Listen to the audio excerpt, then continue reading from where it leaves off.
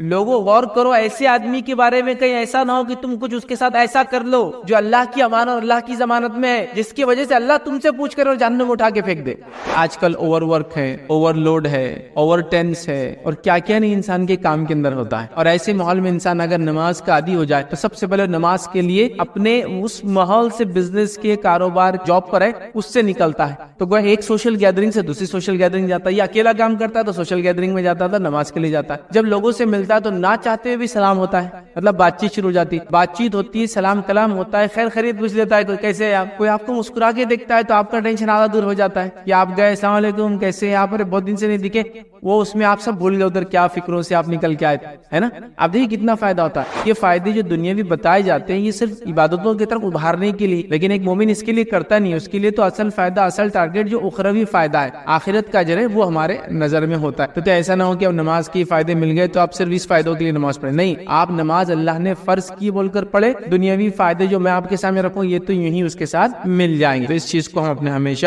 ذہن میں رکھیے۔ مطلب نماز جیسے کہ ہم سب جانتے ہیں، میں سمجھتا ہوں اس کی ڈیٹیلز میں اور اس کی تفصیلات میں جانے کی ضرورت نہیں ہے، جو ہم پر ہر روز میں 5 وقت فرض ہے، یاد رکھیے، ایوری ڈے یہ فرض نماز ہے۔ اور اس کے علاوہ ان گنت نمازیں تھیں جو نبی اکرم صلی اللہ علیہ وسلم نفل کی شکل میں پڑھا کرتے تھے، یا پھر فرض کے علاوہ اگر لے لے تو اب نفل کی کئی شکلیں تھیں، جس میں سنت موقدہ ہے، سنت ہے، اور دیگر نوافل جو نام سے پہچانی جاتی ہے کہ صلاۃ الضحیٰ جیسا چاشت، توابین ہے، اور اس کے بعد اشراق ہے، اس کے بعد صلاۃ الکسوف ہے، خسوف ہے، سورج اور چاند گرہن کی نمازیں ہوتی تھی، اس کے علاوہ تہجد ہے جو سب سے افضل نفل نماز ہے، اور اس کے علاوہ بھی نفل نمازیں نبی اکرم صلی اللہ علیہ وسلم سے ثابت ہے، یاد رکھیے۔ تو پتہ ہی چلا نماز تو ہم پر فرض ہے، فرض نمازیں بھی ہے، اور اس کے علاوہ کئی نمازیں جو موقدہ ہے اور سنن ہے، یاد رکھیے، اور نوافل ہے۔ تو بہرحال ہمیں نماز پڑھنا ہے، لیکن نماز پڑھنے کی آج جو میں آپ کے سامنے رکھوں گا وہ دنیاوی کیا فائدے ہوں اور اخروی کیا فائدے ہوں گے۔ خاص طور سے دنیاوی فائدوں میں وہ فائدے آپ کے سامنے نہیں رکھوں گا جو قرآن و سنت کے اندر صراحتاً آتے ہیں، مطلب یہ کرے تو یہ ملیں گا، وہ کرے تو وہ ملیں گا، اس لیے کہ یہ تو بہت کامن چیز ہے جو ہم جانتے ہیں، ہم نے سن رکھی ہے۔ لیکن میں وہ فائدے رکھوں گا جو سوشل مطلب جس کو کہیں گے ذہنی اور جسمانی، جو ایک مومن کو فائدہ ہوتا ہے جب وہ نماز پڑھتا ہے۔ مطلب جیسے کہ نماز پڑھنے سے ثواب ملتا ہے، سب کو پتا ہے، دنیا میں ثواب ملیں گا، آخرت میں اس کا اجر ملے گا، لیکن یہ پوائنٹ میں نہیں رکھوں گا، لیکن ایسے پوائنٹس رکھوں گا جو ہماری سوشل لائف، ہماری مینٹل ہیلتھ اور ہماری فزیکل ہیلتھ سے ریلیٹڈ پوائنٹس ہیں، تاکہ ہم کو یہ پتا چلے کہ نماز کے کیا کیا ہمیں فائدے ہوتے ہیں۔ ویسے تو اللہ رب العزت نے جو بھی عبادتیں ہم پر فرض کی یہ سب سے اس کی محبوب عبادتیں ہیں، اور جب بندہ اس عبادت کو کرتا ہے تو رب اس سے راضی ہو جاتا ہے، اور جب راضی رب ہو جاتا ہے، یاد رکھیے، تو دنیا میں اس کو فائدہ دیتا ہے اور آخرت میں فائدہ دیتا ہے۔ ویسے تو ایک مومن کے لیے آخرت کا فائدہ سب سے اصل فائدہ ہے، مطلب جو بھی عبادت ہم کرتے ہیں اس کے دنیاوی فائدوں کی وجہ سے نہیں کرتے ہیں، دنیاوی اغراض یا مقاصد ہمارے اس کے پیچھے نہیں ہوتے ہیں، لیکن یہ نیچرل ہے کہ جب ہم عبادتیں کرتے ہیں جو فائدے مند ہمارے لیے، جو فرائض ہے وہ ہم کو دنیا میں بھی فائدہ دیتے ہیں اور آخرت میں تو اس کا اجر و ثواب ہے ہی، یاد رکھیے، ٹھیک ہے۔ تو لہٰذا اس چیز کو ہمارے ذہن میں ہمیشہ ہم رکھیں، یاد رکھیے کہ جو بھی عبادتیں ہم کرتے ہیں اور اس کے فوائد وغیرہ آپ کے سامنے رکھے جاتے ہیں، جیسا حج کرنے کا یہ فائدہ ہے، نماز پڑھنے کا یہ فائدہ ہے، روزہ رکھنے کا یہ فائدہ ہے،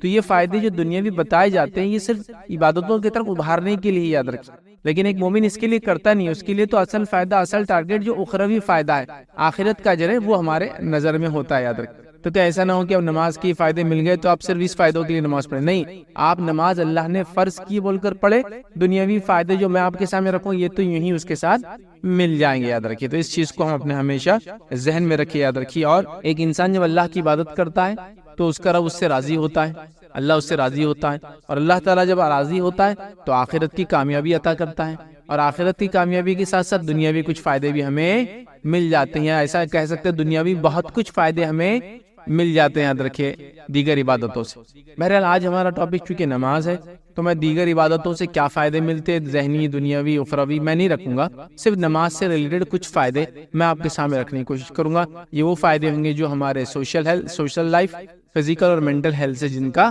تعلق ہے۔ اخروی فائدے تو ظاہر سی بات ہے وہ اجر کے اعتبار سے سارے ہیں، تو وہ تو جو قرآن و سنت میں ہے میں اس میں سے کچھ رکھوں گا۔ تو آج میں آپ کے سامنے دنیاوی 8 فائدے نماز کے رکھوں گا اور اخروی 10 فائدے نماز کے انشاءاللہ رکھوں گا۔ یہ سب موٹے موٹے فائدے ہیں، مطلب اس کے ڈیپتھ میں ہم نہیں جا رہے، لیکن موٹے موٹے فائدے اس کو کہتے ہیں، مطلب وہ چیز جو ظاہر دکھتی ہے وہ فائدے آپ کے سامنے رکھنے کی انشاءاللہ اس میں کوشش کروں گا۔ آئیے سب سے پہلے ہم دیکھتے ہیں نماز کے دنیاوی فائدے، کہ نماز پڑھنے سے ورلڈلی بینیفٹس ہم کو کیا کیا ہوتے ہیں وہ میں آپ کے سامنے رکھتا ہوں. تو سب سے پہلا فائدہ یاد رکھیے نماز پڑھنے کا یہ ہے کہ انسان ڈسپلن یا ایک لائف کو ڈسپلن کے اعتبار سے، ٹائم ٹیبل کے اعتبار سے، مینجمنٹ کے اعتبار سے ایک بہتر زندگی انسان جیتا ہے. یاد رکھیے. اب ڈسپلن کے اعتبار سے کیسا ہے کہ انسان جی سکے نماز کے معاملے میں؟ اس لیے کہ نماز کا معاملہ یہ ہے کہ نماز اپنے مقررہ وقتوں پر فکس ہے. ہم سب جانتے ہیں جیسے کہ اللہ رب العزت نے قرآن میں سورہ نساء سورہ نمبر 4 آیت نمبر 103 میں 103 میں اللہ نے کہا فرمایا ان الصلاۃ کانت علی المؤمنین کتابا موقوتا، کہ بے شک یقیناً نماز مومنوں پر مقررہ وقتوں میں فرض ہے. تو ظاہر سی نماز کا مقرر وقت ہے. تو اگر کوئی انسان ٹائم مینج نہیں کر پا رہا ہے، وقت پر جگہ پہ نہیں پہنچ پا رہا ہے، چیزیں آگے پیچھے ہو جا رہی ہے، ٹائم ٹیبل مس ہو جا رہا ہے، مینجمنٹ کے اعتبار سے اس کی لائف ڈاؤن جا رہی ہے، تو اگر نماز کا پابند اگر وہ رہتا ہے تو یہ مسائل اس کے وہ خود اوور کم کر لیتا ہے. اس لیے کہ نماز ایک فکس ٹائم میں ہے. آپ کتنے ہی مصروف ہو، نماز کا وقت ہوتے ہی ایک مومن کو ایک الارم جیسا بجتا ہے کہ وہ نماز کو جانا ہے نا. کہ مثال کے طور پر آپ دیکھ رہا ہے کہ دوپہر کا وقت آ رہا ہے، 12:30 ہو گئے، تو اس کے ذہن میں اب ایک چیز اٹھ جاتی ہے، اب نماز کا وقت قریب آ رہا ہے، نماز کا وقت قریب آ رہا ہے، جس سے اس کو ٹائم مینجمنٹ کی عادت ہوتی ہے. مصروف ترین اوقات میں سے کچھ اوقات فرض کے لیے نکالنے کی عادت ہوتی ہے. تو یہ عادت اس کو دیگر چیزوں میں بھی کام آتی ہے کہ مصروف ترین وقت میں بھی بچوں کے لیے وقت نکالنا، مصروف ترین وقت میں بھی امپورٹنٹ چیزوں کو یاد رکھنا. جب نماز کو کوئی انسان یاد رکھ پاتا ہے، میں نے تو یہاں تک دیکھا ہوں کہ اللہ کے ایسے بھی بندے ہوتے ہیں جو رات میں سوتے ہیں تو نہ تہجد کو نہ فجر کو الارم بھی نہیں لگاتے ہیں. مطلب اتنا زیادہ ٹائم مینجمنٹ اور یہ سکل ان کے اندر فطرت میں ڈیولپ ہو جاتی ہے کہ رات کے کس پہر اور کس حصے میں اٹھنا ہے وہ بغیر الارم کے اللہ کی عبادت کے لیے اٹھ جاتے ہیں. تو یہ ایک لائف میں ڈسپلن کریٹ ہوتی ہے اس سے زیادہ کی نماز سے. ایک مینجمنٹ کی کوالٹی انسان کے اندر آتی ہے، اسپیشلی ٹائم مینجمنٹ اس کو آتا ہے. وقت پر جگہ پر پہنچنا، وقت پر کام کا شروع کرنے کی عادت ہوتی ہے، جو کہ نمازوں کا ایک پرٹیکولر وقت ہوتا ہے. تو اگر کوئی انسان ٹائم مینجمنٹ سیکھنا چاہتا ہے تو کوشش کرے کہ جب وہ نماز کے لیے جائے تو اس کا پہلے سے تیاری ایسی ہو کہ جب وہ تکبیر اولیٰ امام دے رہا ہو تب وہ اس کے پیچھے کھڑا رہے. تو انشاءاللہ اس کو ساری چیزیں جم جائیں گی. ٹریفک میں ہے، کتنی دیر میں مسجد پہنچ سکتا ہوں، پہنچنے کا وضو کو کتنا ٹائم لگے گا، طہارت کو مجھے جانا ہے، پھر یہ کرنا ہے، ٹائم میں اتنی دیر میں پہنچنا ہے، پھر نماز پڑھنا ہے. تو اس سے انسان مینجمنٹ سکلز اس میں ڈیولپ ہوتی ہے، ڈسپلن اس کے لائف کے اندر آتی ہے. یہ ایک بہت عظیم اور بہت بڑا فائدہ ہے جو دنیاوی اعتبار سے صرف ایک نماز انسان پڑھتا رہے تو خود بخود اس کو حاصل ہو جاتا ہے، ملتا چلا جاتا ہے، اس کو اس کی عادت ہو جاتی ہے. تو جس کو اپنے دنیاوی معاملات میں وقت کی پابندی کرنا ہے، نماز کا پابند ہو جائے. تو دیکھیے نماز تو ہم کو پڑھنا ہے، وہ فرض ہے، چاہے آپ کو وقت کی پابندی ہوئے نہ ہو دنیا میں، وہ ایک الگ بات ہے. لیکن میں ایک فائدہ بتا رہا ہوں کہ جب یہاں وقت کی پابندی کرتا ہے تو ہر جگہ کرتا ہے. اور جو اپنے رب کے سامنے حاضر نہیں ہو سکتا ہے تو یاد رکھے دنیا میں کہیں وہ حاضر نہیں ہو سکتا ہے. اور رب کو جو راضی نہیں کر سکتا ہے وہ دنیا میں کسی کو راضی نہیں کر سکتا. یہ بات یاد رکھ لیجیے آپ، کیونکہ اللہ کو راضی کرنا بندوں کو راضی کرنے کے مقابلے میں بہت بہت بہت بہت زیادہ آسان ہے. یاد رکھیے رب تو ایک توبہ کر لے گناہ کو معاف کر دیتا ہے آپ کے پورے پچھلے. انسانوں میں ایسا کون سا انسان ہے جس کے ساتھ آپ ایک خطا کرے، اس کو ایک گالی دے اور معافی مانگے اور ایک جھٹکے میں کر دے؟ پتہ نہیں کچھ لوگ تو ایسے ہوتے جنریشن نسلوں تک یاد رکھتے کہ ان کے پردادا نے ہمارے دادا کو گالی دیے تھے. ایسے لوگ ہوتے ہیں نا. لیکن رب العزت ایک توبہ کیجئے سارے سنس وائپ آؤٹ کر دیتا ہے، لیکن توبہ سچی ہے نا. تو بہرحال تو رب کو راضی جو نہیں کر پاتا ہے نماز کے ذریعے، رب کے سامنے حاضر نہیں ہو پاتا ہے، دنیا میں کسی کام میں اس کا اعتماد ہم نہیں کر سکتے کہ وہ تمام چیزیں دنیا کی اچھی کر پائیں گا. تو نماز کا سب سے بڑا فائدہ ڈسپلن ہوتا ہے، یاد رکھیے. اور جب انسان جا کے صف میں کھڑا ہوتا ہے تو صف کے مینجمنٹ سے خود کئی چیزیں ڈسپلن آپ کو آ جاتی ہے. صف ہوتی ہے نماز میں، پہلی صف، دوسری صف، مطلب مسجد میں جو پہلے آیا پہلے کھڑا ہوں گا اور امام کے رائٹ ہینڈ سائڈ کوشش پہلے کریں گا، رائٹ میں تو پھر لیفٹ کی طرف. تو پہلا پریفریبل انسان کی جگہ ہے کہ پہلی صف میں جائے اور امام کے رائٹ سائڈ بیٹھے، رائٹ فل ہو جائے گا تو لیفٹ بیٹھے. پھر سیکنڈ پریفریبل ہے لیفٹ صف، اور لیفٹ صف کی اس کی رائٹ حصہ زیادہ پریفریبل ہے، امام کا رائٹ، مطلب جب امام قبلے کی طرف دیکھتا ہے تو یہ رائٹ ہو جاتا ہے اس کا، تو یہ پریفریبل ہے. جب یہاں نہیں تو مینجمنٹ صف بندی کے اندر مینجمنٹ ہوتی ہے. پھر صفوں کو جب ہم بناتے ہیں تو صفیں سیدھی ہونا ضروری ہے نا. سیدھی ہونے کے ساتھ ساتھ قدم سے قدم ہے، کاندھے سے کاندھا لگانا ضروری ہے. تو کتنا ایک مینجمنٹ سکل انسان کے ڈسپلن لائف میں پیدا ہوتی ہے. جس طرح سے آپ دیکھتے ہوں گے کہ ملٹری کے اندر یا پولیس کے اندر، فورسز میں جو ہوتے ہیں، آرمز فورسز میں ہوتے ہیں، لوگ ڈسپلن، لا اینڈ آرڈر کو مینٹین کرتے ہیں. اسی طرح ایک مومن جب نماز کے لیے کھڑا ہوتا ہے تو کتنا ڈسپلن ہے دیکھیں. پھر اس کے بعد اس کا ایک لیڈر کھڑا ہوتا ہے آگے، جب وہ بولتا ہے اللہ اکبر تو سب اس کے ساتھ ہی بولتے ہیں یا اس کے پیچھے بولتے ہیں. اس سے آگے کوئی نہیں ہو سکتا. کوئی آئے جلدی سے بولے آج فرض نماز ہے، امام صاحب جب کھڑے ہوں گے میں پہلے کھڑے ہو جاتا ہوں، نہیں ہو سکتا. آپ کو ان کا انتظار کرنا ہے. ایک ڈسپلن ہے، ایک آرڈر ہے، نظم ہے، ضبط ہے، اور وہ بہت ساری چیزیں سیکھتا ہے. تو سب بندی خود اپنے آپ میں ایک ڈسپلن آرڈر ہے. صف کے بعد امام کے پیچھے تکبیر اولیٰ سے ملنا, تکبیر اولیٰ کے بعد سارے ارکان کو امام کے پیچھے ادا کرنا, یہ انسان کے اندر اس کے لائف میں بہت ڈسپلن پیدا کرتا ہے. تو ہمیں بھی چاہیے کہ ہم اس ڈسپلن کو, اس لا کو, اس آرڈر کو جو ہم کرتے ہیں نماز سے حاصل کریں. تو نماز کا سب سے پہلا فائدہ ہے لائف میں ڈسپلن آ جاتی ہے انسان کے. تو ایک انسان اگر لائف میں ڈسپلن لانا چاہتا ہے, وہ اپنے رب کے سامنے پابندی سے حاضر ہو جائے, دنیاوی فائدے اس کو فری یوں ہی مل جائیں گے. آئیے دوسرا فائدہ نماز کا ہوتا ہے, یاد رکھیے نماز یاد رکھیے انسان کو ڈپریشن سے دور رکھتی ہے اور اس کے سوشل جس کو کہیں گے بیہیویئر کو اچھا کرتی ہے. ٹھیک ہے, یا پھر اس کو کہیں گے سوشل انٹرمنگلنگ انسان کی بڑھ جاتی ہے, مطلب آپس میں میل جول نماز کے ذریعے بڑھ جاتا ہے, جس کی وجہ سے انسان ڈپریشن پہ بھی کنٹرول رکھ پاتا ہے, ٹینشن پہ بھی کنٹرول رکھ پاتا ہے, اسٹریس پہ بھی کنٹرول رکھ پاتا ہے, اور ان سوشل ہونے کی وجہ سے جو لاس اس کو مینٹل ہیلتھ کا ہوتا ہے اس سے وہ بچ جاتا ہے. اگر اس کی مثال دیکھنا ہے تو کوئی شخص 4, 5, 10 دن 15 دن 20 دن لوگوں سے نہ ملے تو اس کے بعد اس کو لوگوں سے چڑ اور نفرتیں شروع ہوتی ہے. چھوٹی چھوٹی چیزیں جو عام طور سے ہم یہی معاف کر دیتے وہ معاف نہیں کرتا ہے اس کو, اس لیے کہ اس کو سوشل آپ بولیں گے لوگوں میں رہا نہیں نا, تو اس کو عادت نہیں لوگوں میں رہنے کی. سمجھے آپ بات؟ تو یہ بہت امپورٹنٹ. جیسے ایک بچہ ہے گھر میں ہے اور وہ اکیلا ہی ہے, اس نے دوسرے بچوں کو بھی دیکھا ہی نہیں, تو اس کا بیہیویئر ہی الگ ہوتا ہے. لیکن جو بچہ گھر میں دوسرے بچوں کے ساتھ بڑا ہوتا ہے اس کا بیہیویئر الگ ہوتا ہے, وہ سوشلی زیادہ اچھا ہوتا ہے. سوشل بیہیویئر اس کا اچھا, چونکہ وہ لوگوں کو اکوموڈیٹ کرنا جانتا ہے, اپنے پاس لوگوں کے ساتھ رہنا جانتا ہے, جبکہ اکیلا رہنے والا نہیں جانتا ہے. تو انسان کو سب سے بڑا فائدہ, چونکہ آج کل ڈپریشن بہت بڑا ایشو ہے اس لیے میں ڈپریشن رکھنا ہوں, ورنہ ڈپریشن سے انسان نجات پاتا ہے, سوشلی ساتھ رہنے کا بینیفٹ اٹھاتا ہے, سوشل گیدرنگ سے جو بینیفٹس ہونا ہے اس کو سارے بینیفٹس اس میں ملتے ہیں. تو لیکن چونکہ ڈپریشن ایشو ہے تو میں کہہ رہا ہوں نماز ڈپریشن سے ورک کرتی ہے. آج کل اوور ورک ہے, اوور لوڈ ہے, اوور ٹینس ہے, اور کیا کیا نہیں انسان کے کام کے اندر ہوتا ہے. ٹھیک ہے, اور ایسے ماحول میں انسان اگر نماز کا عادی ہو جائے تو سب سے پہلے نماز کے لیے اپنے اس ماحول سے, بزنس کے, کاروبار کے, یا جو بھی جاب پر ہے اس سے نکلتا ہے. تو وہ ایک سوشل گیدرنگ سے دوسری سوشل گیدرنگ جاتا ہے, یا اکیلا کام کرتا ہے تو سوشل گیدرنگ میں جاتا تھا, نماز کے لیے جاتا ہے. جب لوگوں سے ملتا ہے تو نہ چاہتے ہوئے بھی سلام ہوتا ہے, مطلب بات چیت شروع ہو جاتی, بات چیت ہوتی ہے, سلام کلام ہوتا ہے, خیر خیریت پوچھ لیتا ہے, کوئی کیسے ہے آپ, کوئی آپ کو مسکرا کے دیکھتا ہے تو آپ کا ٹینشن آدھا دور ہو جاتا ہے نا, کہ آپ گئے السلام علیکم کیسے ہیں آپ, بہت دن سے نہیں دکھے, وہ اس میں آپ سب بھول گئے ادھر کیا فکروں سے آپ نکل کے آئے تھے, ہے نا. آپ دیکھیے کتنا فائدہ ہوتا ہے. اور خاص طور سے نمازوں کی ترتیب بھی آپ دیکھیں, فجر سے لے کر ظہر میں ایک لمبا وقفہ ہے, لیکن اس کے بعد کی نمازیں دیکھیے آپ, عصر, مغرب, عشاء کتنے جلدی جلدی آتی ہے. اور انسان اگر اپنے کام کو بھی دیکھے تو صبح وہ کام پہ سمجھو 10 بجے 11 بجے 9 بجے جاتا ہے, اس کے بعد کام کرتا ہے تو اب 1 بجے 1:30 بجے آنے تک اس کی تھکان ابھی پوری نہیں, ابھی شروعات ہوتی ہے اس کی تھکان. پھر 1 بجے کے بعد کھانا وغیرہ اس کی تھکان اب شروع ہوتی ہے, مطلب اب وہ تھوڑا سا ڈاؤن ہونا شروع ہوتا ہے. تو جیسا وہ ڈاؤن ہونا شروع ہوتا ہے نمازی ویسی بڑھتی جاتی ہے اس کے اوپر. اس کا ماحول چینج کرنے کو, جیسا ظہر تک ٹھیک ہے, فجر سے ظہر تقریباً 6 گھنٹے 5 گھنٹے, کسی جگہ 7 گھنٹے کا فرق, لیکن اس کے بعد اگر آپ دیکھیں تو کیسا ہوتا ہے, ظہر سے آتا ہے 3 گھنٹہ, عصر سے مغرب 2-2.5 گھنٹہ, 1 گھنٹہ, سوا ایسا الگ الگ علاقے میں ہوتا ہے, اور پھر اس کے مغرب سے عشاء اسی طرح سے 1-1.5 گھنٹہ, ہے نا. تو اگر وہ اتنی بار اپنے ورک سے اٹھ کے جاتا ہے, ورک اسٹیشن سے اٹھ کے جاتا ہے, جاب سے بزنس سے نکل جاتا ہے, ماحول چینج ہوتا ہے, ٹینشنز دور ہوتے ہیں. اور خاص طور سے جو لوگ ڈپریس سے, آج لوگوں کو معلوم آپ کو کیا ہے, جو سب سے بڑی انڈسٹری آج چل رہی ہے اور یہ آگے جا کے چلیں گی, وہ یہ ہم سے بات کرو, چونکہ لوگوں سے بات کرنے والا کوئی ہے نہیں. امریکہ میں, یوروپ میں صرف ایسے کال سینٹرز ہوتے ہیں جہاں صرف آپ فون لگا کے ان سے بات کرنا, بس بات کرنا. لوگوں سے بات کرنے کے لیے کوئی ہے نہیں, لوگ ایک دوسرے کا منہ نہیں دیکھنا چاہتے, معلوم حالت یہ ہے. تو وہ چاہ رہے کوئی ان سے بات کرے, بچے چاہ رہے بڑے ان سے بات کرے, بڑے چاہ رہے ایک دوسرے سے بات کرے, شوہر چاہ رہا بیوی اس سے بات کرے, بیوی چاہتی شوہر بات کرے, کوئی کسی سے بات نہیں کرتا. مسجد جائیے سب فری بات کر رہے آپ سے, ایک دوسرے سے کیسے ہے, خیر خیریت پوچھ رہے, اچھا دکھا آپ سے ملاقات ہوگی, آیا کیجیے, فلاں ہو رہا, یہ ہو رہا. آپ دیکھیے ایک ماحول جو بزنس کا یا پھر جاب کا ہے, کبھی ٹینس ہو جاتا ہے, آپ نکل کے آپ فری ہو جاتے ہیں. تو یاد رکھیے یہ بہت بڑا فائدہ ہے ڈپریشن.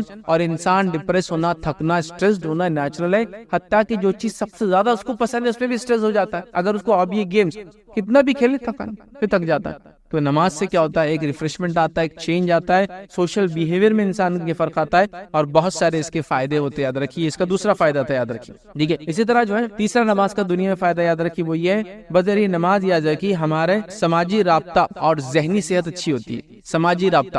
سوشل, جو میں نے پہلے پوائنٹ میں کچھ پوائنٹس رکھے تھے, سوشل, لیکن ہمارا بیہیویئر اچھا ہوتا ہے. اور اسی طرح جو ہے ذہنی صحت ہماری یاد رکھیے نماز سے اچھی ہو جاتی ہے. اور سوشل بیہیویئر کیسے اچھا ہوتا ہے, میں جانتا ہوں نماز کے لیے ہم کو جماعت سے پڑھنا ہے، اور جماعت سے پڑھنا ہے تو صف بندی کے ساتھ پڑھنا ہے۔ اس کا مطلب یہ ہے کہ لوگ گیدر ہوں گے، پبلک جمع ہوں گی اور پڑھیں گی۔ چھوٹی سے چھوٹی مسجد میں بھی چل جائے تو 2-3 صف بن جائیں گی، یہ الگ بات ہے۔ کوئی مسجد شہر سے باہر ہو، بہت کم مسلمان ہوتے ہو تو ایک الگ بات ہے، لیکن کوئی مسجد میں جائے 10 20 25 50 لوگ تو آپ کو مل جائیں گے، جس سے آپ کی سوشل لائف اچھی ہو جاتی ہے، مینٹل ہیلتھ اچھی ہوتی ہے، بزنس پوائنٹ آف ویو سے اس کے بڑے فائدے ہوتے ہیں۔ کئی چیزیں، کئی سارے دیکھیے، لوگ جمع ہوں گے تو گیدرنگز کے بینیفٹ تو ہے ہی۔ لوگ سوشل گیدرنگز رکھتے ہیں، لوگ بزنس گیدرنگز رکھتے ہیں، لوگ گھر کے اندر رشتہ داروں کی گیدرنگ رکھتے ہیں نا کہ بھائی سب رشتہ دار مل جائیں گے۔ کچھ لوگ بزنس مین کو جمع کرتے 100-200، کیا ہوتا ہے بزنس بوسٹ ہو جاتا ہے، یہ ان سے ملتے، وہ میں ان سے ملتا، میرا کارڈ یہ، آپ کا کارڈ یہ، آپ کا کیا بزنس ہے، میرا بزنس یہ، ہو ہی نہیں ہو رہا ہے۔ لوگ جاب فیئرس لگا رہے، میلے لگا رہے، لوگ جمع ہوں گے تو فائدہ ہوگا۔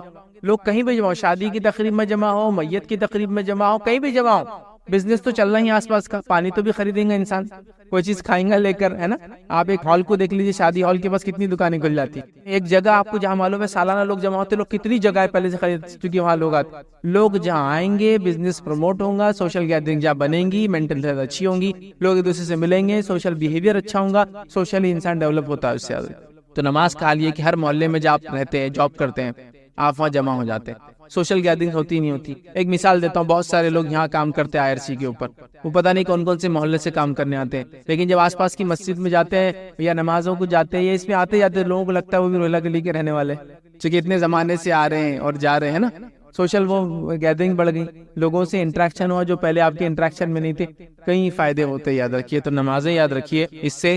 سوشل بینیفٹس ہم کو ملتے ہیں، اور اسی کے ساتھ ساتھ سوشل جب گیدرنگ ہوتی ہے ذہنی صحت اچھی ہوتی ہے، لوگ دیکھتے ہیں، اور ہم نے دیکھا بیمار سے بیمار بھی انسان ہو، اس سے کچھ رشتہ دار اس سے ملنا ہے تو وہ خوش ہو جاتا ہے، کیونکہ لوگ اس سے مل رہے ہیں، تو لوگوں کے ملنے کے فائدے ہوتے ہیں۔ اسی طرح چوتھا فائدہ نماز کا یاد رکھیے، وہ یہ ہے جسمانی ورزش بھی ہوتی ہے اس کے اندر، فزیکل ایکسرسائز بھی ہوتی ہے اس کے اندر، ہوتی ہی نہیں ہوتی۔ دیکھیے نماز کو آپ کو جانا ہے، اگر غسل نہیں ہے تو غسل لینا ہے، غسل خود فزیکلی کتنی ایکسرسائز ہے، پانی کا سر سے لے کر پیر تک ڈالنا، چلی غسل تھا آپ کو تو وضو کرنا ہے، اب وضو کرنا ہے تو بھی ایکسرسائز ہے، کتنی ایکسرسائز ہے نا۔ لوگ کھڑے یوں کرتے صبح صبح، ہاتھ اچھے رہنا بول کر، تو آپ ویسے ہی کرتے اس کو، روز 3 بار تو یوں کر کے آپ نے ہاتھ دھویا، ہاں فزیکل ایکسرسائز شروع ہو گیا، آپ کلی کر رہے ہیں تو یہاں سے شروع ہو گئی۔ اس کے بعد آپ پیدل چل کے نماز چلے گئے، جس کا بڑا اجر و ثواب ہے۔ حدیث کے اندر آ کہ پیدل انسان اگر نماز کے لیے جائے ہر قدم پہ اجر لکھا جاتا ہے، تو آپ پیدل چلیں تو واکنگ بھی ہو جا رہی ہے آپ کی۔ بلکہ ایک روایت میں تو یہاں تک آتا ہے کہ ایک قبیلہ تھا، مسجد نبوی کے بازو کچھ جگہ خالی ہوئی، تو انہوں نے سوچا کہ ہم وہاں سے اپنے گھر شفٹ کر لیتے، ادھر آ جاتے ہیں۔ نبی اکرم صلی اللہ علیہ وسلم پتا چلا تو آپ نے کہا ایسا مت کرو، کیونکہ ہر قدم کا بدلہ ملتا ہے، دور سے آؤں گے تو ثواب زیادہ ہوں گا۔ تو یہ جو وطر کو ہم کہہ رہے ہیں آخری وقت میں پڑھنا افضل ہے، اس سے مراد ہے آخری وقت میں انسان رات میں اٹھے، تہجد کی نماز پڑھے، تہجد کے بعد اپنی وطر پڑھ لے۔ صحیح مسلم کی روایت ہے، ماں عائشہ رضی اللہ عنہا سو جاتی تھی، آپ سب ان کو اٹھاتے تھے اور کہتے عائشہ اٹھ اور وطر پڑھ لے، مطلب تہجد ادا کر، اور تہجد ادا ہونے کے بعد اپنی وطر کی نماز، چونکہ عموماً صحابہ آخر وقت میں وطر پڑھتے تھے، چاہے تہجد کے وادی تھے، لہٰذا چونکہ تہجد ایک بہت افضل عمل ہے، یاد رکھیے بہت افضل، نفل نمازوں میں سب سے افضل نماز ہے یہ، تو لہٰذا وہ لوگ روکے رکھتے تھے اپنی نماز کو، وطر کو، اور تہجد میں اٹھتے تھے، تہجد میں اٹھنے کے بعد وطر پڑھتے تھے، تو اللہ کے رسول صلی اللہ علیہ وسلم ماں عائشہ کو اٹھاتے تھے تاکہ وہ اپنی وطر ادا کرے، مطلب تہجد پڑھ لے اور اس کے بعد وطر بھی ادا کرے۔ تو یاد رکھیے یہ آخری وقت افضل ہے، لیکن کوئی ضروری نہیں ہے، آپ کو ڈر ہے خدشہ ہے رہ جائیں گی، نہیں پڑھ پاؤں گا، تو بہرحال پہلے بھی پڑھ سکتے ہیں۔ اسی طرح جو ہے جامع ترمذی، ابن ماجہ اور مسند احمد کی روایت ہے، نبی اکرم صلی اللہ علیہ وسلم فرما کہا، تم میں سے جس شخص کو یہ اندیشہ ہو کہ وہ رات کے آخری حصے میں نہیں جاگ سکے گا، تو اسے چاہیے کہ رات کے پہلے حصے میں ہی وطر پڑھ لے۔ جس کو ایسا لگے کہ میں رات میں نہیں اٹھ سکتا ہوں، تو اسے چاہیے کہ وطر پہلے پڑھ لے، مطلب عشاء کے بعد پڑھ لے۔ پھر فرماتے اور کہتے ہیں پڑھ لے۔ اور جسے آخر رات میں قیام کا شوق ہو اور طمع ہو کہ وہ کرے، قیام کرے، اس کو شوق ہو، اس کو لگا ہو، اسے چاہیے کہ وہ رات کے آخری حصے میں، جس کو ڈر ہو یا میں اٹھ نہیں پاؤں گا، شک ہو رہا ہے، یا میں روز پڑھتا ہوں تہجد لیکن آج جاگا بہت دیر تک تو اٹھ نہیں پاؤں گا، یا پھر میں روز بھی نہیں اٹھ پاتا ہوں تہجد کے لیے، بس عشاء ہو جاتی ہے، فجر کو اٹھتا ہوں تو بیچ میں نہیں اٹھ پاؤں گا، تو پھر وہ عشاء کی بات پڑھ لے۔ ایسا نہیں، جس کو شوق ہے، رات کی نماز پڑھنا چاہتا ہے، تہجد پڑھنا چاہتا ہے، تو پھر کیا کرے، وہ وطر کو روکے رکھے، تہجد کے بعد اس کو ادا کرے۔ اسی طرح صحیح مسلم کی روایت ہے، نبی اکرم صلی اللہ علیہ وسلم فرمایا اور کہا، بے شک رات کے آخری حصے کی نماز میں فرشتے آتے ہیں اور یہی افضل ہے، رات کے آخر حصے میں نماز کے وقت فرشتے حاضر ہوتے اور یہ افضل ہے۔ تو پتہ چلا تہجد کو آخر وقت میں پڑھنا، سحر کے وقت پڑھنا، فجر سے پہلے پڑھنا افضل ہے، اور اسی طرح وتر کو بھی سحر کے آخر وقت میں پڑھنا یا رات کا آخری حصہ تیسرا پہر ہوتا ہے جس سے فجر پھر شروع ہو جاتی ہے اس کے بعد، اس سے پہلے پڑھنا افضل ہے، چونکہ اس وقت فرشتے حاضر ہوتے ہیں۔ تو اسی سے میں نے کہا افضل تو آخر حصے میں ہے، لیکن عشاء کے بعد بھی فوراً اسے ادا کیا جا سکتا ہے، یاد رکھیں فوراً ادا کیا جا سکتا ہے۔ اسی طرح جو ہے صحیح بخاری اور صحیح مسلم کی ایک روایت ہے، ابو ہریرہ رضی اللہ عنہ فرماتے اور کہتے ہیں میرے خلیل مطلب نبی اکرم صلی اللہ علیہ وسلم، خلیل مطلب بہت جگری گہرا دوست، تو فرماتے ہیں میرے خلیل نبی اکرم صلی اللہ علیہ وسلم مجھے خاص طور پر 3 باتوں کی وصیت فرمائی ہے، 3 باتوں کی مجھے تاکید کی۔ پہلا، میں ہر مہینے کے 3 روزے رکھوں، ایام 20 کے روزے جو کہ 13، 14 اور 15 تاریخ چاند کے حساب سے اس کے روزے رکھوں، یہ آپ نے ان کو تاکید کی تھی۔ چاند کی جو ہے 13، 14 اور 15 تاریخ کو میں روزے رکھوں۔ اسی طرح آپ نے فرمایا کہا صلاۃ الضحیٰ یعنی چاشت کی 2 رکعتیں نماز پڑھوں۔ اسی طرح فرماتے اور کہا یہ کہ سونے سے پہلے میں وتر پڑھ لیا کروں، مطلب سونے سے پہلے پڑھ لیا کروں مطلب انسان سونے سے پہلے وتر پڑھ سکتا ہے، اور ہم جانتے ہیں وتر نماز رات کی آخری نماز ہوتی ہے اور تہجد کے بعد ہوتی ہے، تو لہٰذا کوئی انسان بغیر جاگے بغیر سوئے بھی تہجد پڑھ سکتا ہے۔ یہ جواب ہے۔ بہت سے لوگ بولتے ہیں نا تہجد کے لیے سونا ضروری ہے، افضل ہے سو کر اٹھ کر پڑھنا، اس لیے کہ اٹھنا، مشقت کرنا، وضو کرنا، ٹھنڈا اور گرم پانی کا مسئلہ ہوتا ہے رات میں پھر بھی کرنا، یہ افضل ہے لیکن ضروری نہیں ہے، یاد رکھیں۔ بہت سے لوگ بولتے ہیں تم تو سوئی نہیں تو تہجد کیسے پڑھیں گے؟ آپ نے کیا فرما رہے ابو ہریرہ رضی اللہ عنہ کو کہ سونے سے پہلے وتر پڑھ لینا، مطلب اگر تم سونے کا ڈر ہو کہ صبح نہیں اٹھ پاؤں گے تو وتر پڑھ کر سونا، اور صحابہ ظاہر سی بات ہے تہجد کی بھی عادت ہے، یہ تو کوئی جلدی بھی پڑھ سکتا ہے تہجد، یاد رکھیں، یا پھر بغیر سوئے کی بھی رات بھر جاگ لیا کسی کاز کی کسی وجہ سے ریزن کی وجہ سے، تو پھر میں تہجد پڑھ کر سو سکتا ہوں، ٹھیک ہے۔ اب ایک انسان نے تہجد کی نیت، مطلب مثال کے طور پر آج اس نے ارادہ کیا کہ میں سو جاتا ہوں، اس لیے کہ تہجد کا ارادہ نہیں۔ اب اگر رات کے آخری حصے میں نیند جاگ گئی، سمجھ لیجئے رمضان کے مہینے میں عموماً ہم لوگ وتر کا بھی اہتمام تہجد کا بھی کرتے ہیں، اب یہ سوچا کہ رات میں تو وتر پڑھ لی اور سو گیا، اب تہجد میں اٹھا تو وتر تو آخری نماز ہونا چاہیے رات کی، وتر نماز آخری ہونا چاہیے رات کی، اب میں کیا کروں؟ کیا میں ڈبل وتر پڑھوں رات میں اٹھ کے؟ مطلب میں نے وتر پڑھا اور سو گیا۔ بہت سے لوگ سوال کرتے ہیں ہم وتر پڑھ کے سو جاتے ہیں پھر کیا کریں؟ تو وتر پڑھ کر اگر آپ سو گئے ہیں اور رات میں نیند ہوشیار ہو جائے اور تہجد پڑھنا چاہے تو آپ صرف تہجد پڑھیں گے، وتر کو آپ ڈبل نہیں پڑھیں گے، اس لیے کہ ایک رات میں 2 وتر نہیں ہو سکتی ہے۔ اس تعلق سے آپ کی حدیث ابو داؤد جامع ترمذی اور نسائی کی جو ہے سنن نسائی کی روایت ہے، آپ نے فرمایا کہا ایک رات میں 2 وتر نہیں ہوتی۔ دوسری کی روایت میں فرمایا جو کہ بخاری کی حدیث فرمایا رات کی اپنی آخری نماز وتر کو بناؤ، وتر کو رات کی آخری نماز بناؤ، مطلب وتر تہجد کے بعد پڑھی جانا چاہیے، لیکن اگر کوئی شخص اس ڈر سے وتر پڑھ کر سو جائے کہ میں صبح شاید نہیں اٹھ پاؤں گا اور سو جائے اور پھر نیند ہوشیار ہو جائے تہجد کے وقت، تو اسے وتر کو نہیں پڑھنا ہے، صرف تہجد پڑھنا ہے۔ لیکن کوئی انسان اس کو روز کا معمول نہ بنا دے کہ روز تہجد پڑھتا ہے لیکن وتر پڑھ کے سو جاتا ہے پھر تہجد کرتا ہے، روز کا معمول نہیں۔ اگر میں روز اٹھ کر تہجد پڑھنے کا عادی ہوں تو پھر میں وتر کو اپنی آخری نماز بناؤں گا۔ یہ غلط فہمی جو ہوتی ہے ہندوستان پاکستان میں یہ بھی ہے کہ اس کو عشاء کا حصہ سمجھتے ہیں تو عشاء کے بعد پڑھ کے سو جاتے ہیں، پھر تہجد میں اٹھتے ہیں، تہجد پڑھ کے پھر اس میں ایک وتر پڑھتے ہیں، کیونکہ حدیث میں نا 11 رکعتیں پڑھتے تھے تو پھر کیا کرتے پھر سے ایک وتر پڑھتے، تو ایک رات میں 2 وتر نہیں ہوتی، وتر کو آخری نماز بنانا ہے۔ تو جس کو ڈر ہے کہ صبح نہیں اٹھ پائیں گا اور وہ پڑھ کر سو جائے اور اٹھ جائے کبھی کبھار تو وہ تہجد پڑھ لے سکتا ہے، لیکن روز جو تہجد پڑھتا ہے وہ شخص جو اپنے وتر کو روکے رکھیں گا، پھر رات میں اٹھیں گا، تہجد ادا کریں گا، تہجد کی ادا کرنے کے بعد پھر وہ اپنی وتر کی نماز کو ادا کریں گا۔ اس بات کو ہم یاد رکھیں چونکہ اسے آخری نماز بنانا چاہیے، اور اگر کوئی سو جائے پڑھ کر اٹھ جائے تو پھر وتر دہرانے کی ضرورت نہیں ہے، صرف وہ تہجد کی نماز پڑھ لے۔ ایک غلط فہمی یہ بھی ہوتی ہے کہ وتر پڑھ کے سو گئے نیند ہوشیار ہوئی تہجد نہیں پڑھ سکتے، بولے وتر آخری تھی نا اب اکاؤنٹ کلوز ہو گیا تو تہجد بھی نہیں پڑھتے، ویسا نہیں ہے، کبھی کبھار آپ اٹھ جاتے ہیں موقع ہے تو پڑھ لیجئے، وتر کو آپ کو پھر دہرانے کی لیکن ضرورت نہیں، یاد رکھیں۔ اب اسی طرح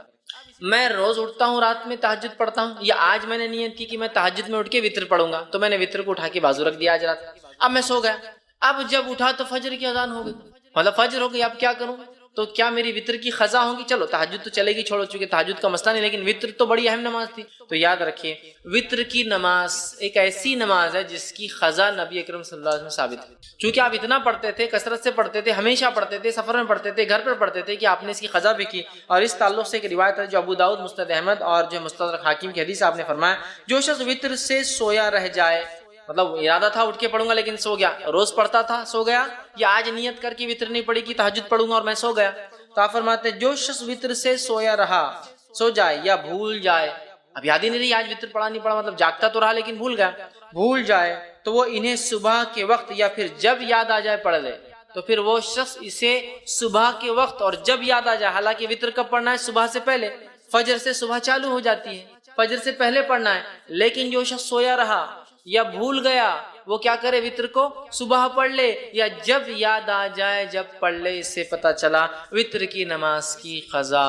ہو سکتی ہے، لیکن روز کا معمول نہیں ہو سکتا ہے۔ جیسے روز فجر چھوٹتی تو اسی قضا کرتے، وطر روز چھوڑ کے نہیں ہو سکتا ہے، لیکن اگر چھوٹ جائے آدمی کی، آج ارادہ کر کے سویا تھا کہ تہجد پڑھوں گا، وطر چھوڑ دیا تھا، تو پھر صبح نیند ہوشیار ہونے کے بعد وطر پڑھ لے، چاہے فجر میں اٹھے وقت ہو تو پڑھ لے، پھر فجر کی نماز پڑھے، یا فجر کا وقت ہے تو پھر فجر پڑھ لے، اور اس کے بعد سورج نکلنے کا اگر نکلنا شروع ہوگا تو انتظار کرے، اور نکلنے کے بعد صبح میں پڑھ لے۔ تو اس سے پتہ چلا وطر کی نماز کو قضا بھی کیا جا سکتا ہے، لیکن معمول نہ ہو، بلکہ جو ہمیشہ پڑھتا اور چھوٹ جائے تو، ورنہ آپ جو ہمیشہ ہی کریں گے اس کی قضا ویسا نہیں، یہ فرائض میں سے نہیں یاد رکھ، ٹھیک ہے؟ لیکن میں نے آج نیت کیا کہ وطر پڑھوں گا، مطلب تہجد پڑھوں گا، وطر پڑھوں گا، یا میں روز تہجد پڑھتا ہوں اور وطر پڑھتا ہوں اور آج بھول گیا، تو اس کی قضا ہو سکتی ہے، یاد رکھ، ٹھیک ہے؟ اب آئیے وطر کی رکعتیں کتنی ہیں، وطر کی نماز سے کتنی رکعتیں ہوں؟ تو وطر کی نماز صحیح بخاری اور صحیح مسلم کی روایت ہے، اب سنن نسائی ہے، مستدرک حاکم ہے، بیہقی ہے، اور اتنی ساری حدیثیں آتی ہیں جس کے اندر آپ صلی اللہ علیہ وسلم سے وطر کی نماز 1 رکعت، وطر کی نماز 3 رکعت، وطر کی نماز 5 رکعت، وطر کی نماز 7 رکعت اور وطر کی نماز 9 رکعت ثابت ہے، اور کچھ روایتوں میں وطر